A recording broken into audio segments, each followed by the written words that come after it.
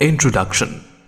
Babble is to speak rapidly and randomly, as did the people at the Tower of Babel when they lost their ability to speak to one another. Here in my babbling book of poetry, I unite together foreign languages of different worlds scattered far and wide to well describe and depict another realm far better than best, good, gooder and goodest, a magic kingdom of babbling towers, brooks, spires and domes.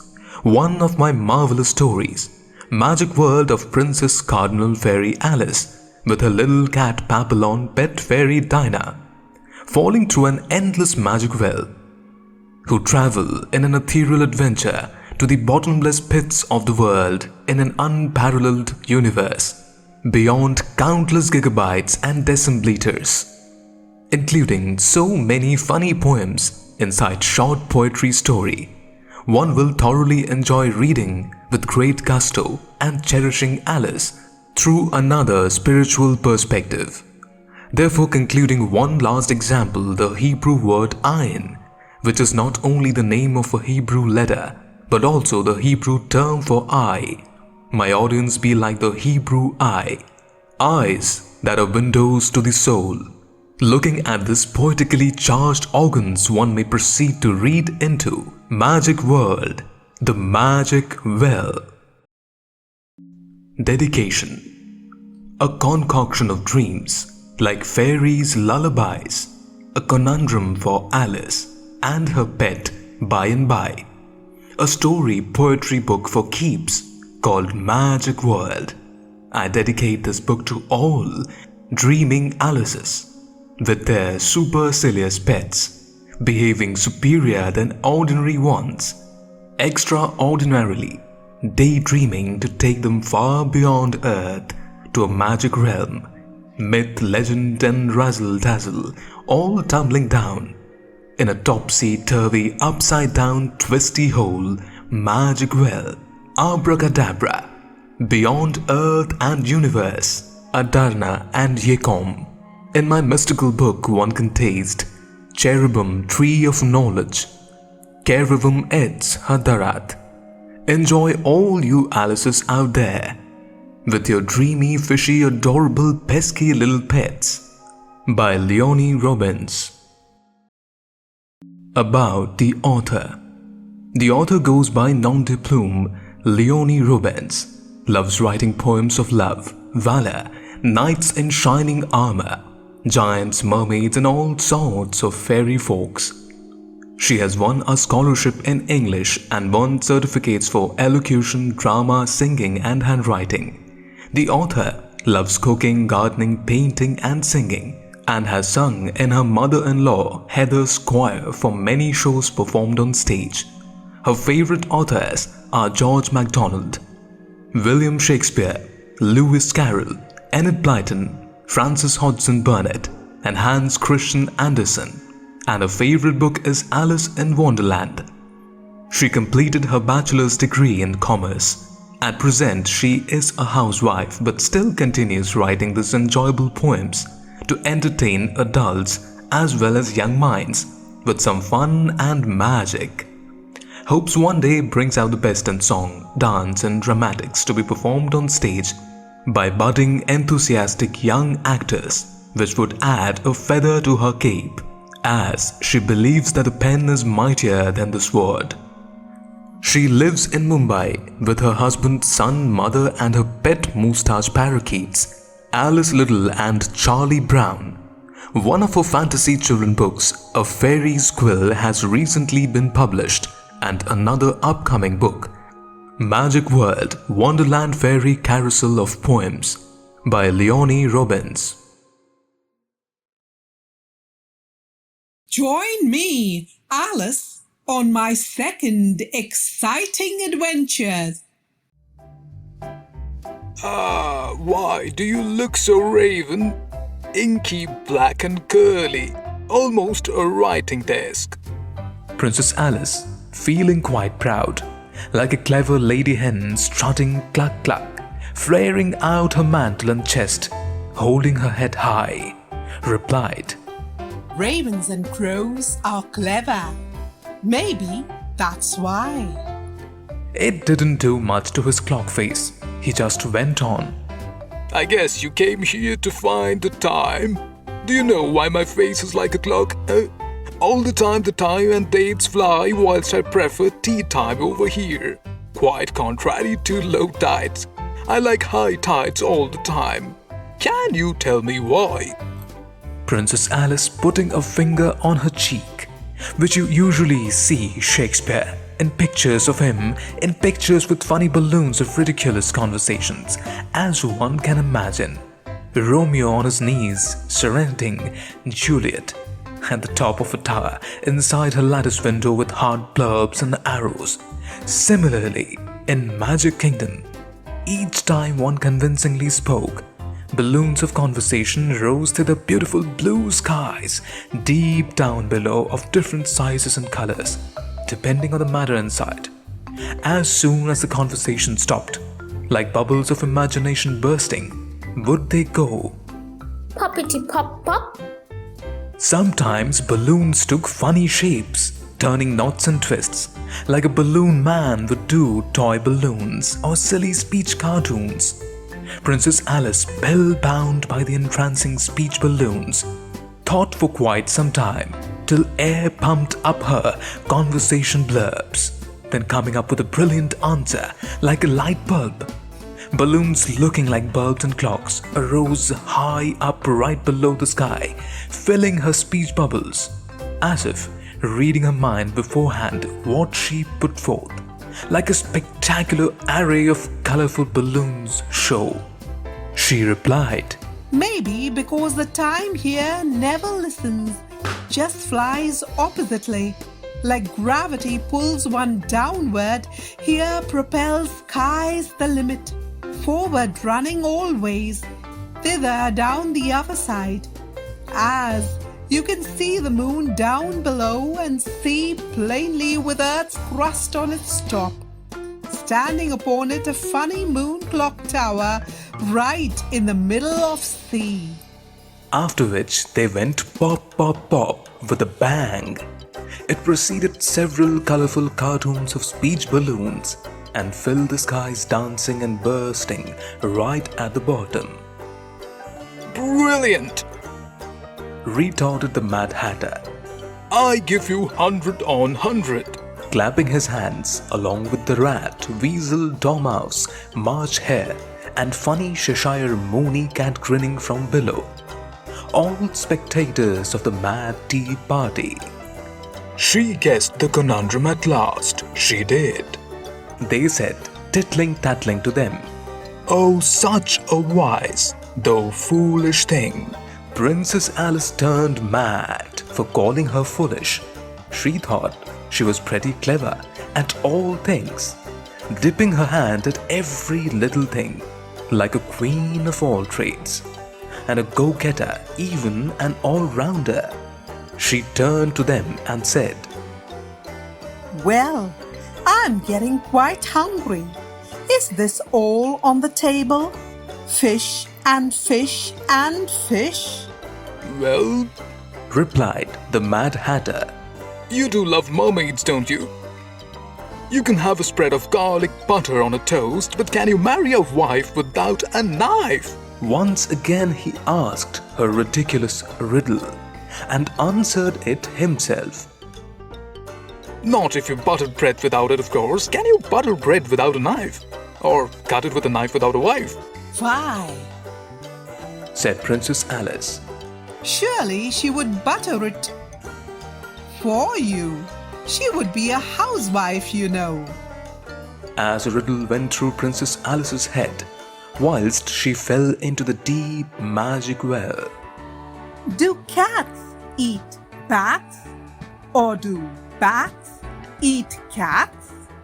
A conundrum she put forth to Mad Hatter, not so pleased to hear so, for bats and cats were never on this menu, said Mad Hatter to Princess Alice Fairy. Well, not if they do dream like cats and shine like bats. For here, they're upside down in the sky like diamonds twinkling, making a matchless match. Diamond bat husband. For a dreamy cat wife, you know. Princess Alice retorted. A handy solution to keep them eating one another. Fighting like cats and bats, I mean. Rather, he earns pennies and she blows them like a candle. Both Mad Hatter and Fairy Alice, along with little cat Dinah, had a hearty good laugh, whilst the Dormouse intervened. You should say what you mean is the same thing as you mean what you say. The rat added. You see, what you eat is the same thing as you eat what you see. Princess Alice Fairy to the Dormouse and the rat, acting like quite an intellect, said, Just like I like what I get is the same thing as I get what I like. To which the Dormouse added, whilst talking in his sleep, That is sleep when I breathe is the same thing as I breathe when I sleep. Mad Hatter's clock-face head ticked past. Whether it went forward or backward, one never knew. Maybe 1 or 2 years passed quickly by, and Mad Hatter still went on with riddles and conundrums. None of them could answer, only with fading. Nays, I don't. And Yes, I do. surprisingly turned up answers totally wrong. To Mad Hatter's dismay, quite angry though, desperately pulling the buzzer over his head, like 3 blasts from a ship's trumpet, for every wrong answer. Though all were wrong, even turned red looking at the sleeping Dormouse talking gibberish and nonsense in his sleep. Didn't seem to make much sense at all as he went on. Snurps, bleeps, bleep, snooze. Why do rats bell cats? Whilst answering it himself. When cats away, Mises have fun. Sneeze. Princess Alice Fairy sighed wearily. I think you might do something better with time than waste it in riddles that have no answers. She said to Mad Hatter. If you knew time as well as I do. Said the Hatter peevishly to Princess Alice Fairy. You wouldn't talk about wasting it. Princess Alice Fairy shrugged her shoulders, and so did little cat Dinah. Wonderful, there's good news to me.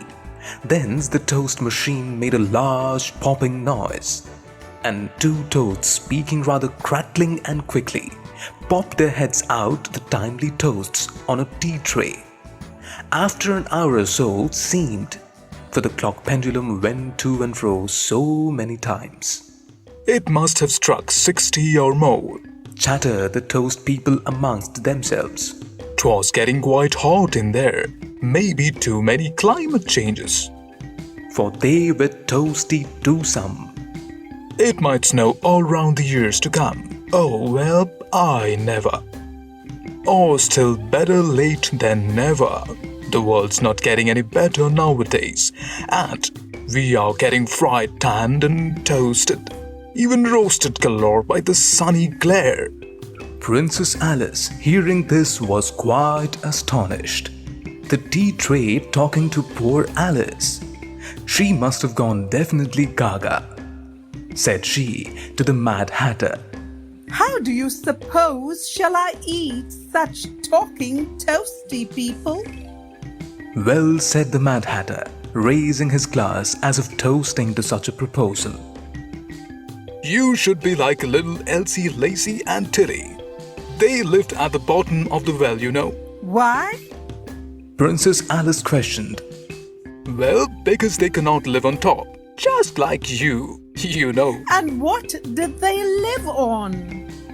Further, she questioned. Mad Hatter replied. They lived inside it though, it was a treacle well. I suppose. Instead of jam, so treacle syrup, I suppose. Sounds delicious. Princess Alice exclaimed.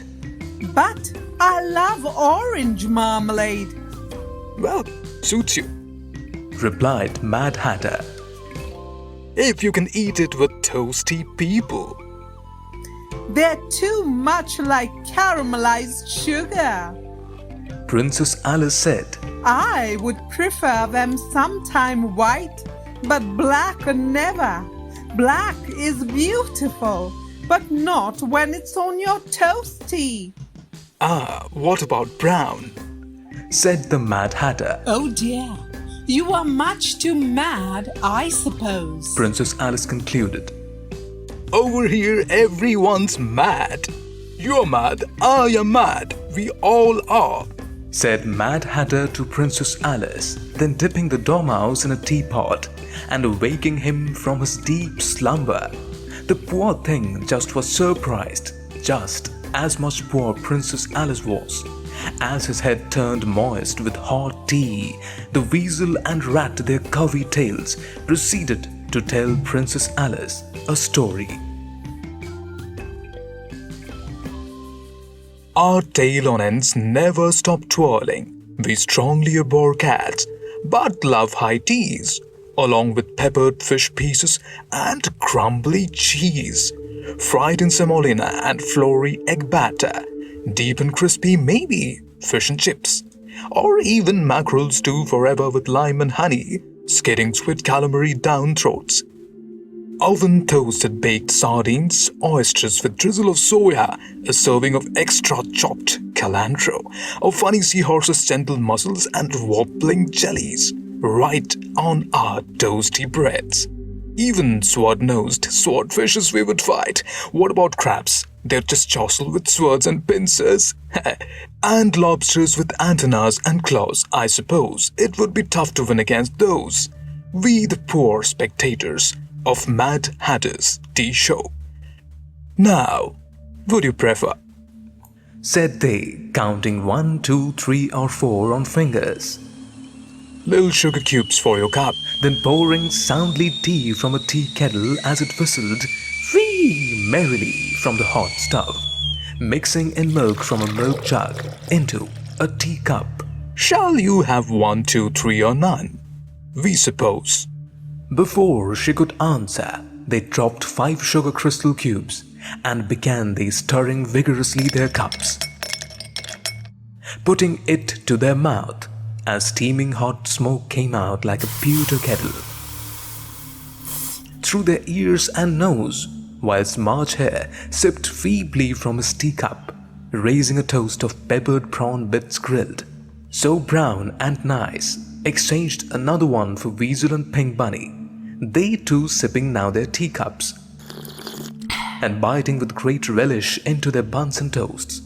Princess Alice then firmly retorted, though they were too busy sipping piping hot tea and eating away to glory, not caring the least bit for Princess Alice. Whether it mattered or not, Princess Alice continued, I'd prefer a tea or coffee, sugarless if you please. I'd mind the calories before I plunge with delight into my ginger tea, caramel or hazelnut Nescafe. As on the table there was variety for selection, even mint, cranberry, eucalyptus, lemongrass, cappuccino, cinnamon, caffeole, roasted coffee beans. Princess Alice Fairy pouring her a hazelnut Nescafe, and the little cat Dinah a hot spicy cinnamon tea, along with a big bowl of flavored red snapper, popcorn, Caesar salad, and macadamia nuts. For little Dinah, a bowl of Shazaya tuna with mullets. Together they enjoyed the mad tea party. Whilst Mad Hatter, the funny clock, twisting the needle or hands of his clock face to 12 o'clock, whether midnight or noon, nobody knew time or date, shone brilliantly his funny towering face, like a lighthouse candle. Upright he stood, Dring, dring, dring. his clock pendulum went to and fro, like a necktie striking almost glorious bells of heaven. Princess Alice did have a jolly laugh at her ogling spectators and the funny moon clock tower, reminding her of the nursery rhyme. The clock struck 1, and the mouse climbed up, then down again. The clock struck twice, all fell quiet again. Only shores of jolly high tide smashed upon Mad Hatter. The funny moon clock tower's face again and again. Hickory dickory dock. They all made Princess Alice pull cord for funny upside-down pinhole camera, crooning away together. Come, let's all stand together. Unitedly or dividedly we fall. Count from 1 to 20 before you pull on the cord. Squeaking, chattering and quibbling like little prattlers and rattlers, Princess Alice counting 1 to 20, then pulling cord, stood amongst them before an upside-down picture was clicked magically by the funny upside-down pinhole camera, including the Mad Hatter Clock Tower Man, Lil Cat Dinah, Dormouse, Weasel, Rat, Cheshire Moony Cat, Pink Rabbit Puck, Marsh Hare and Weasel, all seated around the longest table of funny moon clock tower man. Wonderful! It is good news to me to see us stand united, true friendship, no foes forever.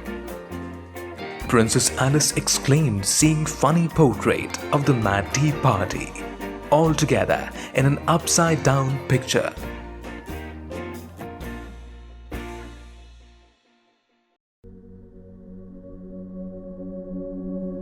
Mermaid Babble and Pearls Before Swines further proceeded spiel sequence of her fantasy journey along seabed of glistening pearls, asking a little mermaid Babble swishing tails for a ride on the rousing sea tide.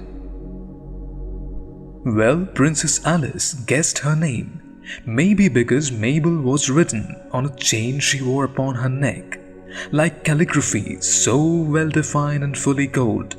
She swam Princess Alice and little Dinah upon her back, from the livid lighthouse jargon and clownish spectators to funny land right into a vanity case mirrored dimension. On the way, they had a conversation. What a beautiful bucket you sail in, filled with priceless pearls, said Princess Alice to Mermaid Babble. I appreciate you, love. Them. Would you want some? I can give you as many you like. Then taking a cupful in her hands, the sea water just splashed into them. They turned into pearls. We call them pearls of wisdom. Then saying a few magical lines. Turn pearls before Swine. Lo, behold, they turned to a pearl choker around Princess Alice's neck. So surprised was Princess Alice, with a necklace made of swinish pearl critiques, thanking Mermaid Babble. Princess Alice went further to elaborate to Mermaid Babble. how pearls before a swine made wiser maidens much more wise. As Princess Alice Fairy reminisced. Women grow much older, much wiser, almost little girls of nursery kindergartners, whilst men, much like old Brother Williams, I suppose very much indeed, swine before pearls. Thence making a request for some more wisdom pearls. pearls before Swine. Uttering the magic rhyme, Mermaid Mabel gave Princess Alice another choker. This one was pink. Princess Alice's cordial gesture, this one was for Mermaid Mabel. Even though she wished to gift it to little cat Dinah, she didn't want to trouble Mermaid Mabel. Busy thinking how jolly it was in the funny sea bed of pearls, things kept getting weird and weirder, of course, almost eccentrically, in a strange and unusual way that is sometimes humorous and adventure story. Princess Alice performed a cadenza. She sung rallentando and greatly diminuendo for her good friend Mermaid Babble. Old Brother William, you are old Brother William, like white gingerbread snow, sprinkled with sugar dust on a wintry snow blizzard day.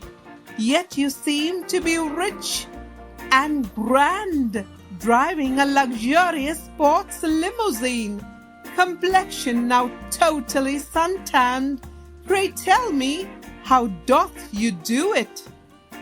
When I was younger, Old Brother William replied, I rode my candy cane sister on a unicycle bike, up pipe castles in the skies, with my guitar and her trumpet to reach us music lessons. Dame Julie Andrews, in Monastery Abbey, so very high, taught to us daily. July it was maybe the 4th or maybe 26th of January, Independence Day of USA and Republic Day of India, respectively, by chance, just like a fluffy white polar bear clown, cycling on a single wheel, without as much a frown. So now, I suppose I could balance myself on a four-wheeler very, very well. Even balance as an astronaut on space voyage as mid-air bounds, just like Captain James T. Kirk returned from hiatus beyond Lacuna and Nebula aboard Star Trek contraption Starship USS Enterprise. As for my tanned complexion, I turned so black, shod, even more black than coal or tar.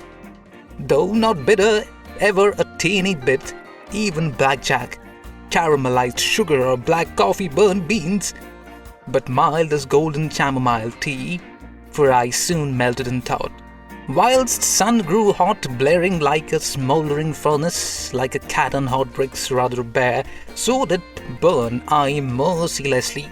At last silver fur turned truest colours so rare, a black shaggy bear caterpillar, the reason for my tanned complexion. Imagine one like that, right from the North Pole. Well, maybe a glacier drifted apart, tearing me along further away south shoreline, gravitating to equator's totem pole. You are old Brother William, yet you have not a single frown. Pray tell it to me, why your face never creases, neither lines on your crown and furrow. In my youth, Old Brother William replied, I practiced to play like a fish very well in electric eel, blowing air into a pipe with 100-volt current, strengthening my jaws and muscles. Why, I even blow bubbles on a pipe. And balloons big and nice, it just never ceases. That is why my face never creases, neither frown lines on my furrow, only a crown for my golden curls and ringlets. To please vainly my reflection in a vanity mirror, plainly you see, one practices what he teaches. You are old Brother William, yet your bones seldom crack or even snap, but supple as a sailing boat, cruising on pliable waves, of course. Pray tell me, how doth you do it? Oh, in my youth, Said the old Nutcracker King, of a whipper-snapper indeed. I used a balm of spring and ointment full of green leaves, dewdrops and mildew. So happy, relieved felt I. From a shaggy bare brown caterpillar turned to imago, a butterfly. Such translucent wings with colors so bright marvellous, supplicating true candor honesty. Quite frankly speaking though, but like sharpened pencil or as clear as crystal, like colored TV antennas display, seemed to last forever, almost touching hems of Prince's castle, hemmed by steer wheels, sometimes oars, sinewy hands with muscles. My sailboat down purple oaks, jabber-knolling squirrels, and pink tambourines growing upside down magically of upside-down pink candy tuft cloud foods. Dreamy tunnels for keeps, even by each passing season's autumn, winter, rain or summer. My bones still pliable as ever, dust with snap of fingers yielded supple as feathers. I could somersault in skies, my wings crescent or moon halves, so beautifully sailing by, without breaking bones or even certainly a crack. All nature motionless, in an awesome breathtaking stupor. You stand still like a fly on the tip of the sky, just like a butterfly. Pray, old brother William, tell me how well do you do it? Well, to tell you naked truth, of course, would be a shame, just like the fly on your nose, a wrinkle or a pimple in vein. It would be a shameful secret to disclose. I just turned 53. Nat King Cole, a toasty butterfly, a breadwinner with pumpernickel tender hooks, of course. As I landed in Maguk Kingdom, now flutter away, little fairy Alice. Whilst I sip into a honey-tipped pistol and corolla cap, as I and you sip with a stamen, straw, anther and filaments, amongst Mary's golds, gorget hummingbirds and ripe red cherries from afar, we flit and fly upside-down bluebells, buttercups or hyacinths, upside-down blue heavens, faring an upside-down boat, far the nubbin.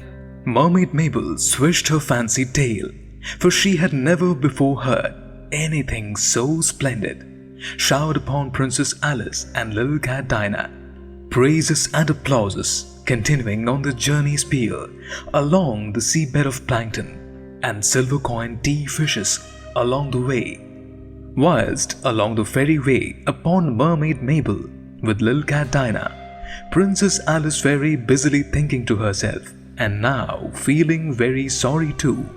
I did not like living in my poky house with no play dolls or even toys, having to learn all day history. The Maratha Empire led by Shivaji, Peshwa Bajirao I and Chhatrapati Rajaram. The Mughal Empire led by Aurangzeb. 1757 Battle of Plassey led by Robert Clive with British forces, and thusly the East India Company. Furthermore, about freedom fighters of patriotic India and M.K. Gandhi, like Roosevelt, Winston Churchill, Francis Bacon, Martin Luther King and Abraham Lincoln. Even mathematics, prose or geography are learned by heart. Oh, so pathetically woos I never practiced. She admitted to herself.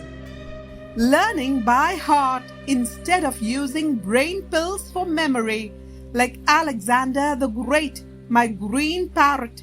But yes, down below things seem just better than before. Having a mermaid doll, pretty Mabel, swim you to a fantasy wonderland. Yippee! Though I wish sometime what Alexander the Great, my green parrot, is up to. I guess he too decided to fly down here below strange Maguk Well. Well, maybe shall I meet him sometime soon again. The strange vanity-faceted mirror, it magically let them swim through it, a triple dimension.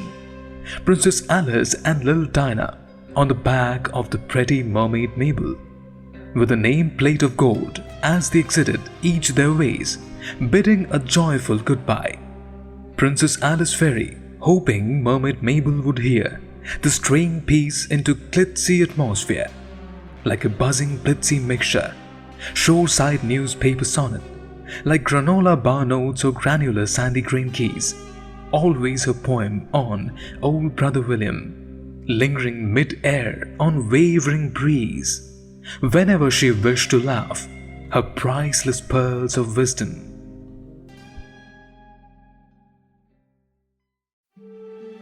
The Vanity Mirror Land. A funny vanity mirror they preened in that read words backwards, as well as their reverse strange reflections. Funny if you could imagine one preening into it. That strange kismet foretold in crystal balls, Thamesic, to astrologers, preachers, gypsies and fortune tellers from ABC to ZXY. Its panoply of stars named galaxies from left to right and vice versa. Zalek flickered the sky brilliantly shining panorama of cosmic alphabet, stars and comets, upon its funny vanity mirrors of space propelling downwards like shooting rockets. sparklers and stunning Catherine wheels that formed deep down strange Maguk Well. Whilst the land, at t'other end, right on top lay this ignited and sparked, skies divine its halo deep bellow the Milky Way Jalak. Though fathomless miles and countless meters below, not even stopping time, its ticking numbers along with it cursing, cursive and printed handwriting flowed, reversed and forward, analog, digital, electronic, auditory, tactile clocks, pendulums like old grandfathers ticking to and fro. Even strange clock faces without dates and numbers, only two hands winding deep underneath funny Maguk Well, unearthing a miner's treasure, upside down instead of downside up, in a deep, uncharted crypt, hidden like sparkling diamonds, stood the pious kingdom of people, castles, carriages, animals, mountains, trees, temples, mosques, mausoleums and rivulets, all upside down, with its shiny constellations, the moonbeams, sun's golden arrows, twinkling diamonds downside up, down under strange Maguk Well, as Princess Alice composed a poetry stanza. Twinkle, twinkle, twink, little bat, how I wonder what you're at. Up above the world so high, like a tea tray in the sky.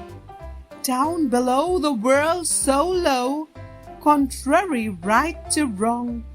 Backward to forward you shine and glow, with ferro lights. Wrongly do your diamonds luster, black and not translucent white. Upside down you shine in this loving valley, in the dark blue sky. Full of rhythm and vigor against the earth that you divide, so sodden and vile, corrupt and evil, disfigured and brute. Now underneath this strange dimension you shine and luster, perfect and equal, solemn and peaceful, good and flawless, beautiful and full of grace, in perfect symphony, your world on top and sky below. Though now you turn still upside down, contrariwise, the little bat, your kingdom, just like you, shines topsy-turvy, a funny pearl of an oyster shell, in a sea up above and sky down below, Maguk Well. At its lowest extremities in between, you shine among paupers and kings, beggars and vagabonds, like a diamond black and not translucent white. The earth you ridicule and greet with derision.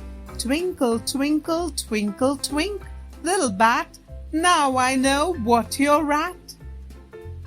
For the earth soon tired its pupils of falseness and fake facade, crocodile tears and fickle fame. But here in the magic realm, everything stood true, tried and tested, delicately balanced, finely tuned, altruistic and real, forged in fire, perfectly supreme, stood truest to true, its test of time, through fortitude and patience, above the shiny sun, in the sweltering heat, topsy-turvy though, twinkle, twink.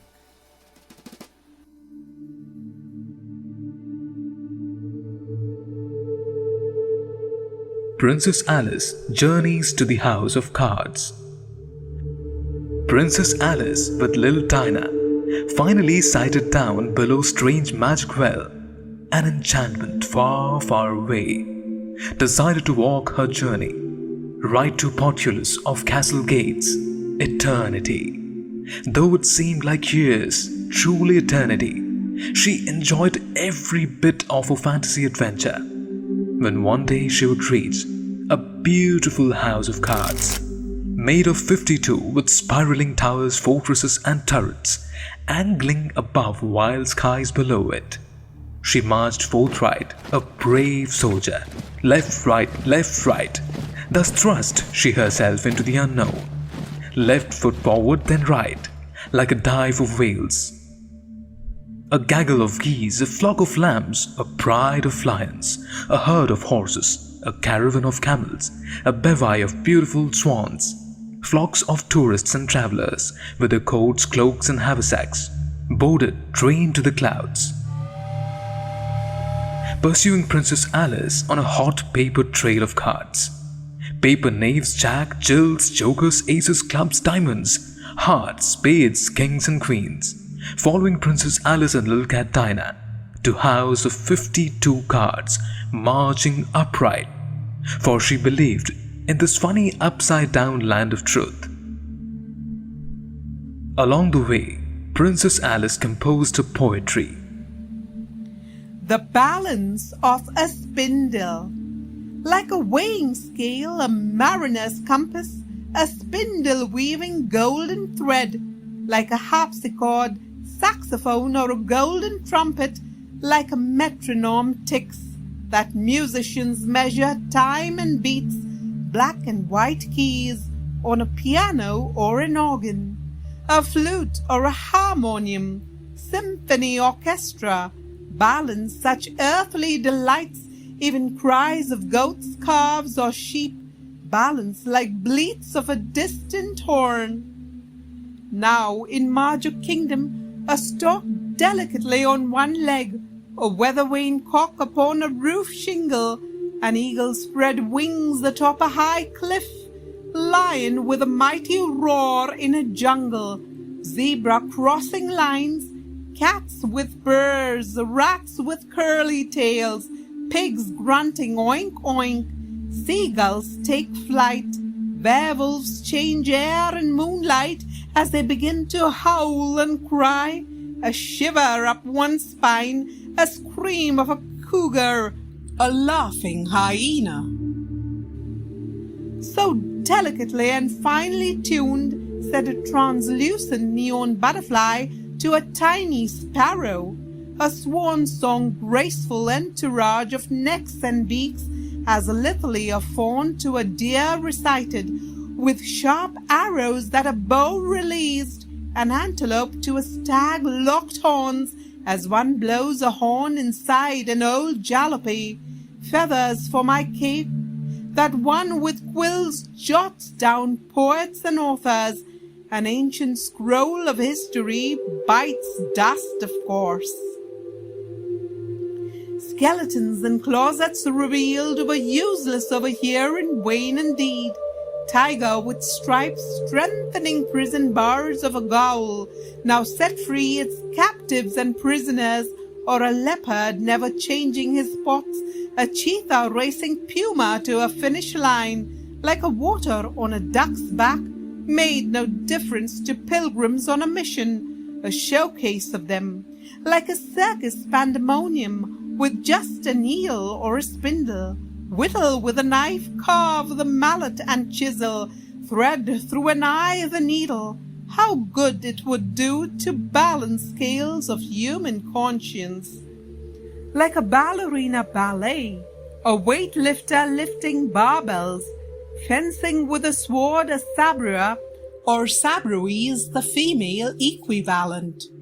Harlequins with clowns pantomime, following its discipline, the foil, the epi, and the sabre, along with humorous parodies, subtle shades of rising and setting sun, the amalgam of one and all colors of a rainbow, ostentatious display peacocks' feathers, plumage, before a shower of rain, whilst raking leaves, foliage turns to gold and silver.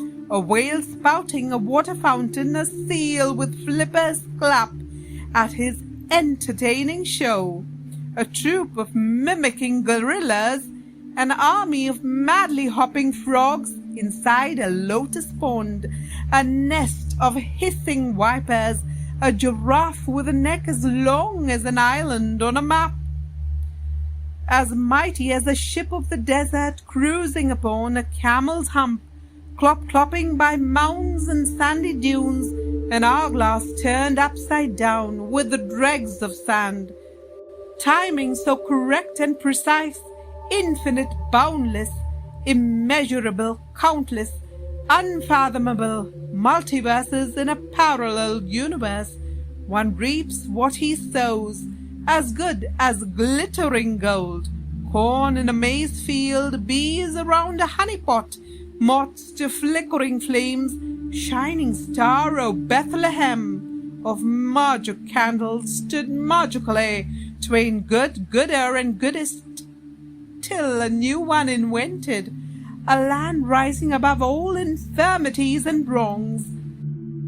Like a candle in the wind, like mist and fog clearing, through lens on rims of a spectacle, unsweetened dough rising, measuring yeast per pound of flour, cloudburst of raindrops drizzling, balancing a flame, orange, red, and golden, that light cannot be hid under a bushel, measure for measure, a teaspoon of sugar, a pinch of salt, a cup of lard, a spatula for chickpeas and horse grams, a tablespoon of cinnamon or vinegar, geometry with a scale or compass. Do architects landscapes measure? Artists practice one eye, a thumb, to gauge angles, lines, proportions. As one very well balances single leg, once again by a thumb, measure by measure, a steel of a treasure, maybe a dentist and his wisdom tooth concealing words of wisdom inside. Even seals sent to uncharted territories like globe-trotters in a voyage upon a ship up and down foamy waves, explorers Vasco da Gama, a Portuguese explorer, Christopher Columbus, Ferdinand Magellan, and Henry the Navigator, pirates of the Caribbean, oyster, pearls, and shells, balance the spindle so very well even, a name on a single grain of sand, well written though, a tie and a clock pendulum swish to and fro, drumsticks striking drums, butter spread on toast, jam on a scone, rocking chairs to and fro, even a single strand on a lock of hair, whilst opens a key to a lock of a secret garden door, a noodle on a fork, chopsticks held with 2 fingers and a nub on either hand, pebbles, ricochet, ripples along waters, sierra of cutlass mountains, clouds and a mist, a sword and a bayonet, galloping horses of beauty, grace and balance, balance the spindle, generously and flawlessly, perfectly light, with so much a clear conscience, concise and precise, as one ends full stop to a sentence, such a Maguk world, balancing its scales, mariners' compasses, and metronomes felt ticking inside within, light as featherweight consciences. Pink rabbits, pink chateau. Soon along the way, walking along the strange land, though upside down, to reach the topsy-turvy house of cards, that ambient sky down below displayed, the panoply of stars.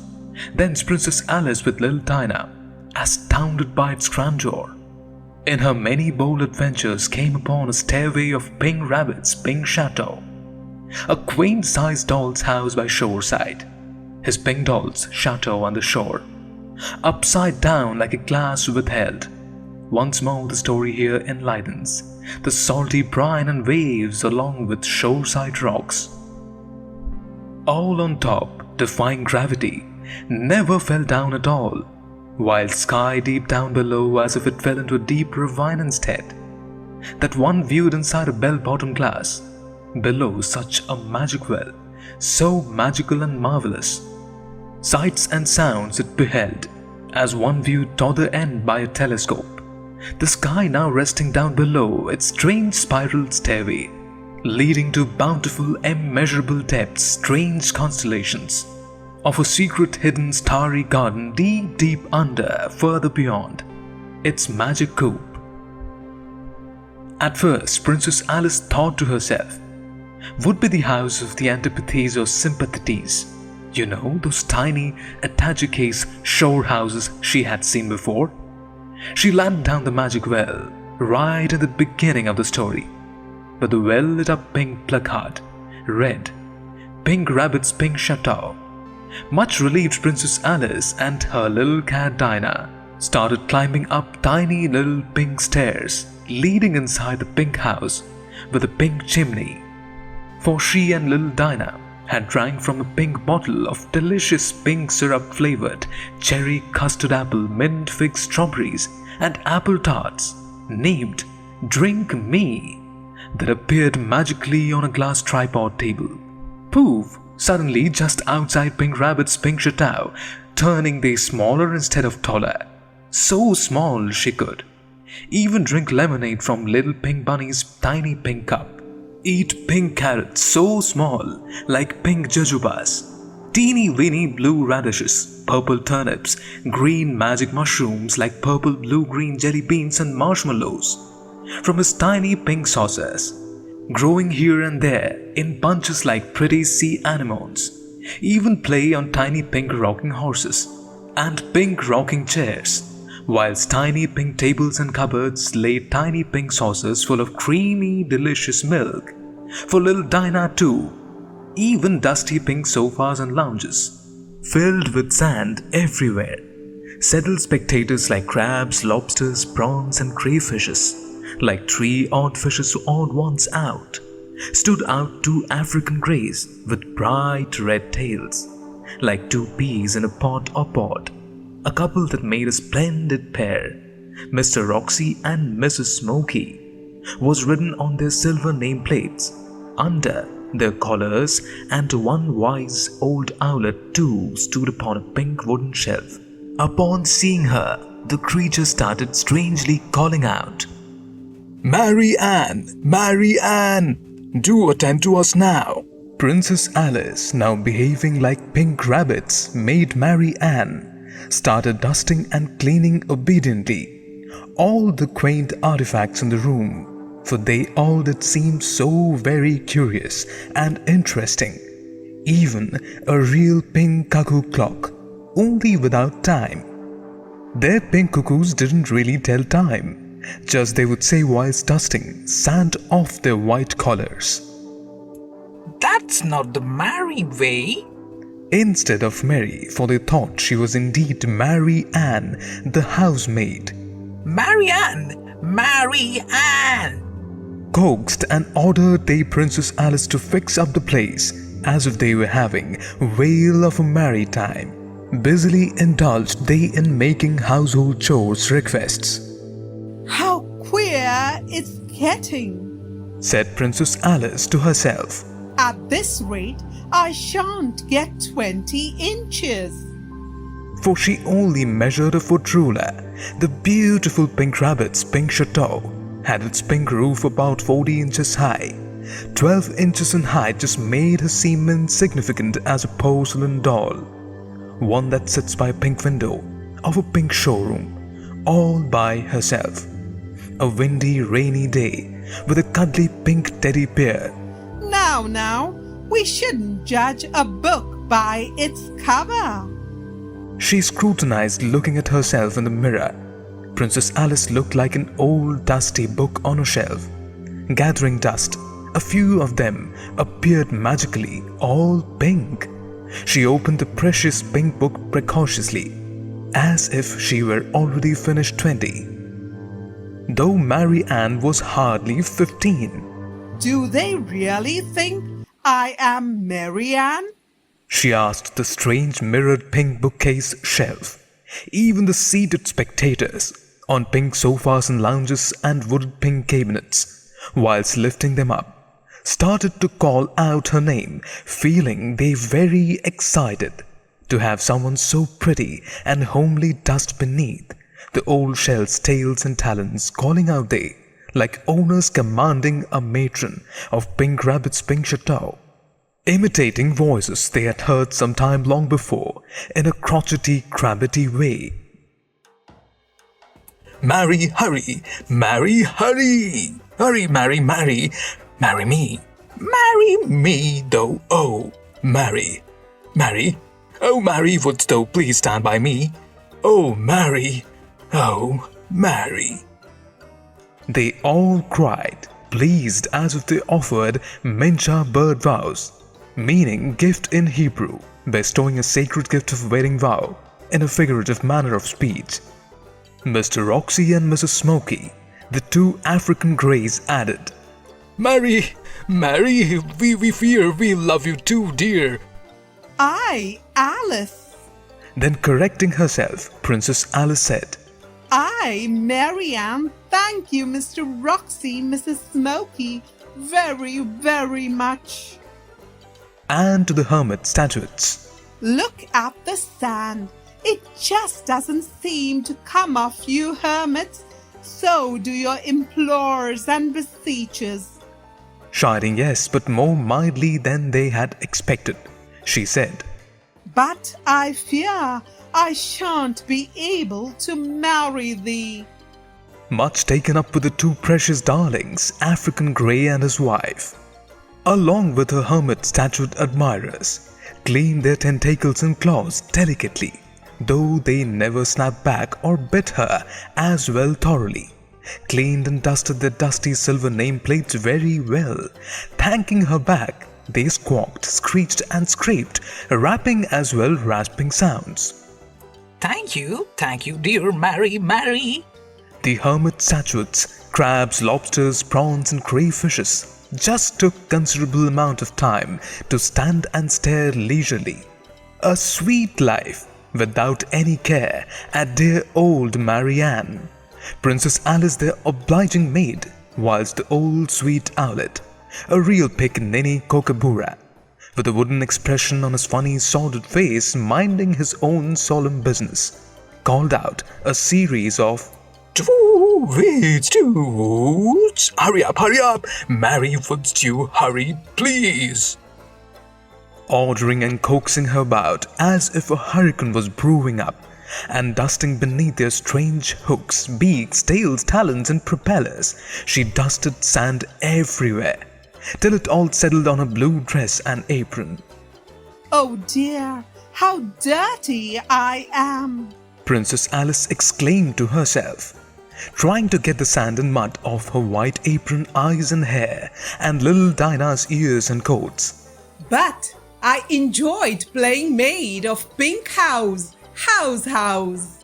She laughed at the playful bantering amongst hermits and birds, and prided much efforts she took to make this orderly house neat and tidy again, keeping back the seated spectators on the pink sofas, lounges, shelves and cabinets. Again, crabs, lobsters, prawns and crayfishes, even 3 odd fishes odd ones out, African greys, Mr. Roxy, Mrs. Smoky, the wise old sweetened owlet too, like an old cockapoo, doubting Thomas, a flightless nocturnal owl parrot.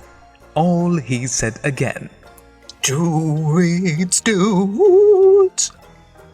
as if he cared not the least teeny bit of avoiding 2 hoots nonetheless, singing he superfluously to himself an Elvis Presley song. Toots! I don't have a wooden heart. Please don't break my heart in two. He had heard it on a pink gramophone record player of Pink Rabbit's Pink Chateau playing often. Can't you see I love you? Please don't break my heart in two. That's not hard to do, 'cause I don't have a wooden heart. And if you say goodbye, then I know that I would cry. Maybe I would die, 'cause I don't have a wooden heart. There's no strings upon this love of mine. It was always you from the start. Treat me nice, treat me good, treat me like you really should, 'cause I'm not made of wood, and I don't have a wooden heart. Quite indignantly, incessantly reciting verses of the song stood he, like a key wind-up toy works flawlessly, blinking one and t'other big eye, going round and round in circles, not caring a least trifle of a bit, of course, a bitter pill for all fools, all birds and creatures standing stiffly on pink cabinets, shelves, pink sofas and lounges, loved Princess Alice dearly to death, recited their poem for fair Princess Alice. Fair Princess Alice, very sweet just like the birdies num-num. Sunflower seeds, a bait of fishworms, insect like moths and beetles, hence we love picking on her. Harp strings selecting each one, a happy merry note, keys or chord, as Princess Alice sweet, our birdie num-num or bait of fishworms. They do love me, oh dear. But oh, what a funny way of showing it. Their love for me as if I were birdseed num-nums or fish food trophy. Princess Alice thought to herself. Now singing they, Happy birthday, happy birthday. to themselves, expected their Princess Alice to cut a large slice from an oatmeal banana cake, kept on one of the pink tables with oh so many pink candles, looked more like a decoration of pink flames upon pink oat cake that appeared in a magic puff from out of nowhere. Princess Alice cutting a piece neatly with precision, a chunky wedge of pink oatmeal banana cake, as if she was a doctor or a surgeon, without dropping she a single pink crumb, fed from the portion each one of her ogling spectators. At last, eating into a large piece of pink oatmeal banana cake, offered a piece to little cat Dinah, commenting to herself quite philosophically, Oh, such healthy option. Bran instead of flour. A pink oatmeal banana cake. As one often says, reap what you sow what you reap. Just like if one sows wild oats and reaps what he perceives, must not expect to reap strawberries. On the contrary, those who plough iniquity and sow trouble reap the same. More or less, pink oats, pink strawberries, and ESB. Then a pink jug appeared suddenly, for Princess Alice was beginning to feel very thirsty, thence pouring from a pink jug into tiny little pink goblets. The funny creatures, Princess Alice and little cat Dinah, sipping, lapping, dipping beaks and mouths, relished ginger lemon barley ale on sandy shoreside Pink Rabbit's chateau party. Cried the barley for truce, all uneven specimen creatures, seated upon pink sofas, lounges, cabinets and shelves, wished each one a happy April Fool's on April the 1st. For the funny date was mentioned on a strange pink calendar of Pink Rabbit's chateau appeared and circled in red. Princess Alice with her tiny hands animated a lively gesture for all of her statued admirers and hermits. A crabby heart she dished out with her fingers, and then a small tiny one with thumb and index, as tiny as a hearty ginger snap pretzel. Princess Alice quite puzzled at their strange reactions, stranger still when the sea creatures began to move, whilst birds tired wings ready for flight, as if they planned to fly and return back to sea again. However, like statues once more remained statically wherever they were positioned, seated right atop their roosts, placed on highest pedestals. Princess Alice remarked to herself, Maybe it's April 1st all the time over here. As if time falling along with it, so many April Fools, jokesters and hoaxsters meant nothing of a great deal to anybody down here Pink Rabbit's pink chateau, said she to stone birds and sea hermit statues, turning now pink clay models of Pink Rabbit's pink chateau. Even a magpie, raven, crow and pigeon slowly turning from black and grey to a pink hue, who settled as onlookers of a circus pandemonium to watch dear Princess Alice, give them company as well dust and swap, waited to put forth a list of chaotic orders and commands. Poor Princess Alice had enough of them and, taking much pride in her thorough housework, said Princess Alice to little Dinah, Bravo! Much like a housewife, I suppose. A housebird, homebody, or housefly? She popped up her collar, pinching sides and pulling them up in a self-appraisal, much like a proud hen or peahen, a chirpy house sparrow, or a church wren, then swatting a housefly, seated upon her nose. It was beginning to get very boring, all the chores and dusting having nothing much to do. Finally, Princess Alice and little cat Dinah tasted a sugared pink doorknob that looked like a pink donut, I suppose. Soon turned they bigger and taller. Princess Alice turned into a maidenly woman with a feminine grace, and her felon with beautiful whiskers and paws to scratch with long talons. Now Princess Alice's turned so big, her hands had to fit through pink windows and feet all curled up inside the room. Neck, knees, torso as if folded like an origami.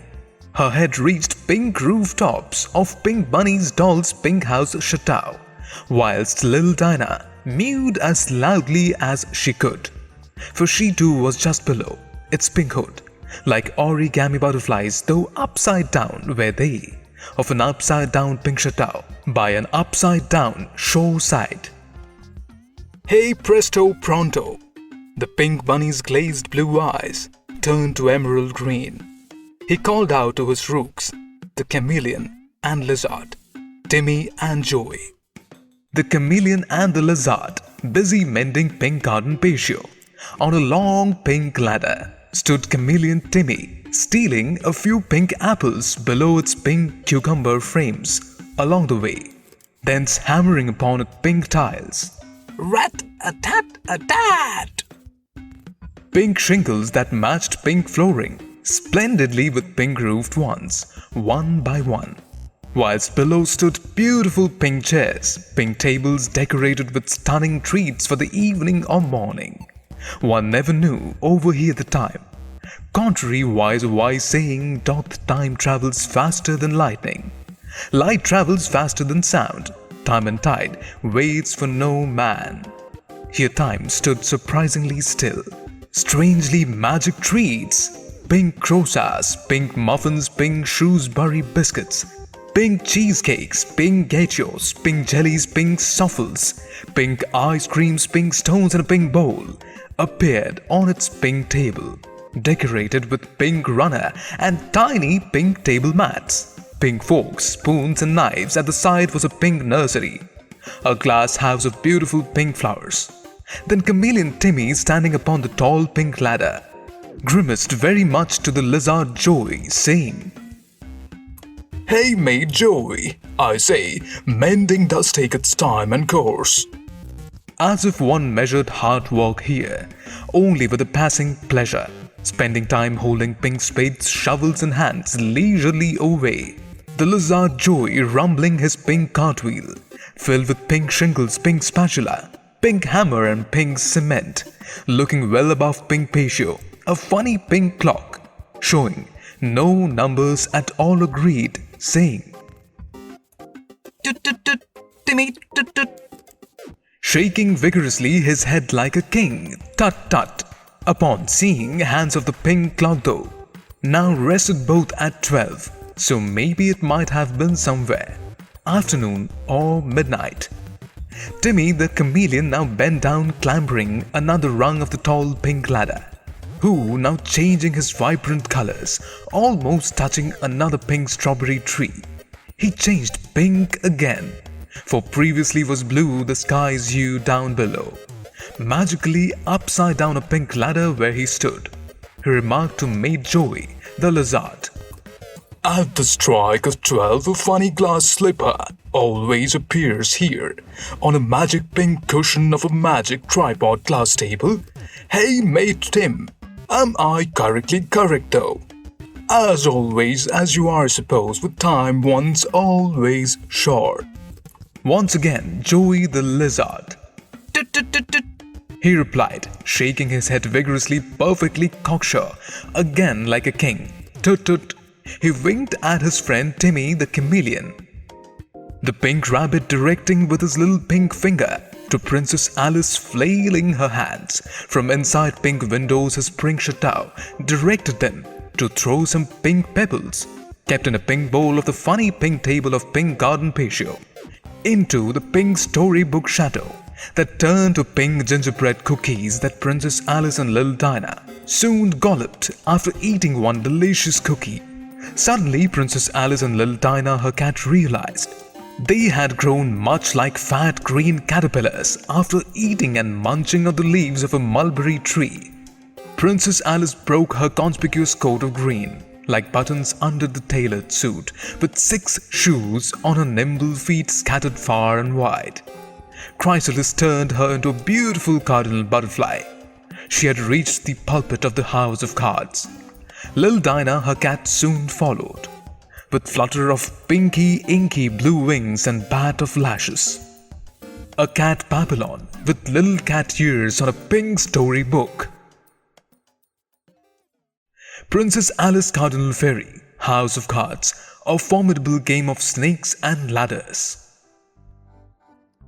Their knaves, kings, queens, jesters, clowns, and fools paraded their placards upside down, made with paper and etched in pen, their funny hearts, clubs, diamonds, spades. The poker-faced king and queen all doodle upon their deck of cards. A castle of 52 placards climbed one atop another, like a hierarchy ladder forming, a formidable game of snakes and ladders. Many serpents climbed with feet and slithery tails upon its towering fortress, to play with paper jacks and jills, hearts, knaves, jesters, clowns, kings, queens, as well jokers and aces, with silly creatures who could walk upwards or downwards. There was no death-defying gravity, you see, in this strange topsy-turvy world, only imagination. Picturesque scenery, illustrations with conversations and flying balloons grew above and below it. The knave of clubs, being the strongest, threw up 2 large black and white dice on the floor. Thusly, the creatures in the paper jack and jill started climbing up ladders quickly, counting their steps wisely and well. Much sighs and disappointing ohs followed. Doodle dogs wagging tails barked and howled. Ow, ow, ow, zouches. When serpent with feet and tail hissed, sending them with a sting, though not a very poisonous one, just sent them a reeling as the snail recoiled like a jack-in-the-box, flying, fluttering, crawling downstairs. The ladders, luckily a crab with pliers and pincers so many, who always managed to keep off others on his ladder, had reached to number 100. Finally succeeded the topmost square of snakes and ladders. Thence many others players again won the game. A lizard, joker, an ace, red queen, carnation, and plenty others. Whoever won a trophy at the end, bitten by a hiss and sting of a serpent, presented it to Cardinal Alice Fairy. And her pet Papillon, little cat Dinah. Good Alice Fairy distributed the gifts so many. Silver spoons, silver forks, silver tea kettles and silver trays and comfits. Luckily, salt water had not got into it. There was exactly 1 piece all around, to all rest in Maguk Well Valley. Wasn't it so nice of her? Said the dodo to the lory. In turn, the lory said to the walrus, and snail to the frog, whilst croaked a frog to a whiting. Rip it, rip it. Princess Alice Cardinal Fairy surely is our shining diamond. We all have a silver spoon, silver bowl, silver tea kettle. Let's have a tea party soon on a silver tea tray. A cock agreed, clucking and cocking. Cock-a-doodle-doo. His head cock, sure indeed. So many of the participants got 1 silver spoon or trophy, as if by magic, all for her generous heart. They cheated as they passed it on, like a game of passing the parcels. Princess Alice Fairy smiles at Dinah, giving her silver thimble to a lucky one. Crab with pincers so many. The same little crab who won the first time won 3 times in a row. Princess Alice Fairy gifted the crabby Monsignor the same little silver thimble attached case house she picked from the shore side of Maguk Well Valley. A pell-mell of vibrant confusion and commotion roused they, stirring amongst themselves. Admiration for Princess Alice Cardinal Fairy and little cat Papillon Dinah. Hip hip hooray! 3 cheers for our dear Cardinal Fairy Princess Alice and her cat Babylon little Dinah! A 7-faceted vanity mirror soon appeared before them, upon which such parodies parodied, and a funny array long, short, tall, fat, oblong, horizontal, vertical like tailed, spiraling giants and ogres. Those you see in a circus hall of mirrors. King of hearts, knaves of fools, queens of tarts, clubs and spades of diamonds and rubies, jokers and knights, in shining silvery armors jubilantly marched past, harlequins and clowns, looking like red-hot pokers blossomed into flowers. Jesters, fools in funny caps and belts towed and curtsied. Even the fire brigade engine, rumbling through its lanes, were nonetheless swarms of dragonflies with shiny hubcaps, like shiny knights in silver armors, racing their sirens of ambulances and police cars buzzing up and down with wings. Oh! To those torching flames of Supreme King Sun's fiery rays, so hot everyone sneezed, right pistols of flower heads. Baby Pig Peppa, and oh dear me, I, Princess Alice, Cardinal Fairy, escaped Duchess' kitchen, and a game of dog in the bone with a purebred cocker spaniel in my next adventure.